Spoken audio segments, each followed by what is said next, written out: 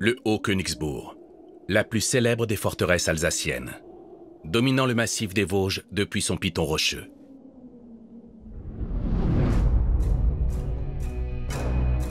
Situé en Alsace, à une cinquantaine de kilomètres de Strasbourg, le Haut-Königsbourg appartient à une région à l'histoire géographique et politique mouvementée.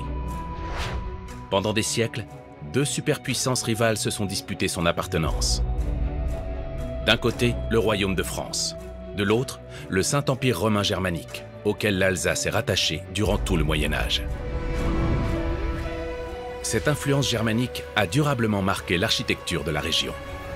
Ce qui est particulièrement marquant, en fait, depuis la plaine d'Alsace, c'est quand on observe sur les crêtes des Vosges, on remarque une constellation de donjons ou de bergfried, donc de forme carrée. Il y a très peu de donjons de forme ronde en Alsace. On suppose que c'est beaucoup plus une influence française. Le Haut-Königsbourg, avec son donjon carré, est un château fort de montagne.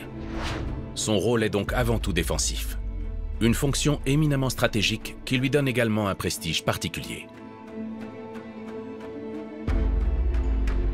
Le Haut-Königsbourg est clairement un château de montagne, effectivement. Les sites bâtis en hauteur permettent souvent de montrer plus d'opulence, d'avoir quelque chose qui donne une impression de puissance qui est plus forte que le château qui se trouve en plaine, noyé souvent dans un village ou dans une petite ville.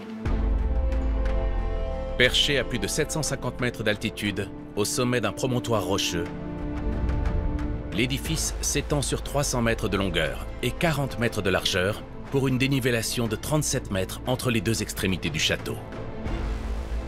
Son plan complexe et labyrinthique comprend plus de 250 pièces. Son donjon carré, haut de 62 mètres, soit la hauteur d'un immeuble de 20 étages, surplombe le paysage et offre une vue à 360 degrés. Autour de lui s'organisent des logis résidentiels, mais aussi tout un arsenal militaire défensif à la pointe de la modernité pour l'époque. Le Grand Bastion, le Petit Bastion, le Bastion en étoile et une enceinte extérieure ont été érigés pour protéger la forteresse. En tout, sa superficie intérieure atteint 15 000 m², l'équivalent de 57 terrains de tennis, ce qui fait du Haut-Königsbourg la plus imposante forteresse jamais érigée dans les Vosges. Le Königsbourg, à l'échelle alsacienne, mais aussi à l'échelle nationale, voire même à l'échelle européenne, c'est un château de taille exceptionnelle. C'est un château de taille exceptionnelle, pas forcément pour un château de plaine, on a des châteaux de plaine de très grande taille, mais pour un château de montagne, c'est tout à fait exceptionnel.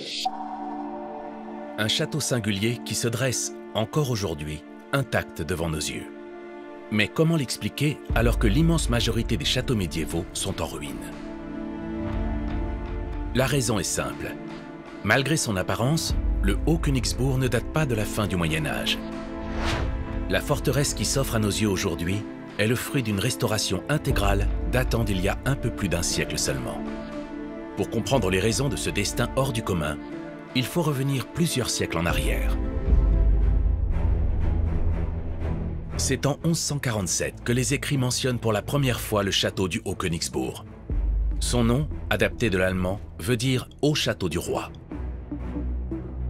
À cette date, l'Alsace appartient au Saint-Empire romain germanique dirigé par la famille des Hohenstaufen.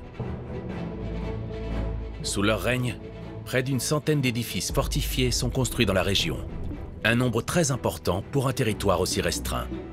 Pour les Hohenstaufen, l'enjeu est de taille.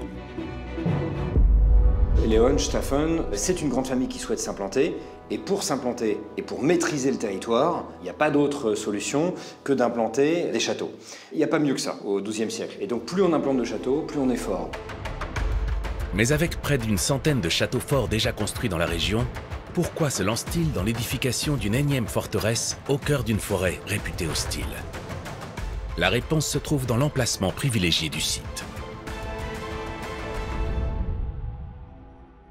À ses pieds passaient deux axes routiers majeurs. Du sud au nord, la route du blé et du vin, menant d'Italie aux Pays-Bas. Et d'est en ouest, la route du sel et plus tard celle des minerais, traversant le massif des Vosges. Cet emplacement était donc non seulement stratégique, mais également économique. C'est pratiquement la moitié des passages, la moitié de l'économie de l'Europe fonctionne avec ce passage-là. Forcément, si vous tenez les voies de passage, vous tenez les péages, donc vous avez énormément de rentes, et donc économiquement en parlant, c'est crucial. De ce premier château, il reste quelques traces encore visibles aujourd'hui. Sur le flanc sud, on peut apercevoir des arcatures romanes, c'est-à-dire une série de 2, voire 3 petites arcades incrustées dans un mur et datant du XIIe siècle. Dans le haut jardin, on peut même observer des portions relativement importantes de murs.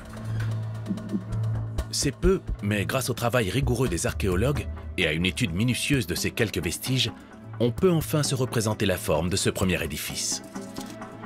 Alors pendant très longtemps, on supposait qu'au XIIe siècle, il y avait 2 châteaux distincts. Donc le château qu'on appelle Kernburg, qui est en fait le château principal central, où se situent la plupart des corps de logis encore actuels, et un second château qui était séparé par un fossé. Au fil des années et après pas mal de réflexions, d'études et d'analyses, il s'avère qu'en fait, il est fort probable que le second château n'était en fait qu'un avant-château. Selon l'archéologue, le premier édifice aurait été composé d'une partie centrale avec un donjon entouré par des logis. Au niveau de l'actuel haut jardin, 5 ou 6 maisons de chevaliers auraient été construites au fil du temps. Ce deuxième ensemble, bien distinct du premier, constituerait l'avant-château. Ces 2 parties étaient reliées entre elles par un pont dont on a retrouvé des vestiges. On peut donc se représenter aujourd'hui le château du XIIe siècle dans les grandes lignes. Les archéologues ont finalement réussi à faire parler les plus anciens vestiges présents sur le site, même s'il reste encore des mystères à éclaircir. Une chose est sûre, le château change plusieurs fois de propriétaire durant les siècles suivants. Et au XVe siècle, il se retrouve entre les mains de chevaliers à la réputation peu recommandable. Ces brigands vont à plusieurs reprises piller, rançonner les marchands qui passaient notamment dans la plaine d'Alsace.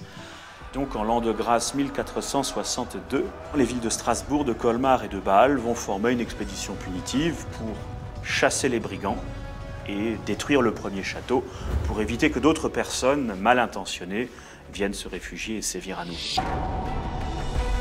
À l'époque, il était rare de reconstruire, une opération très coûteuse. Pourtant, fait exceptionnel, le Haut-Königsbourg renaît de ses cendres moins de 20 ans plus tard.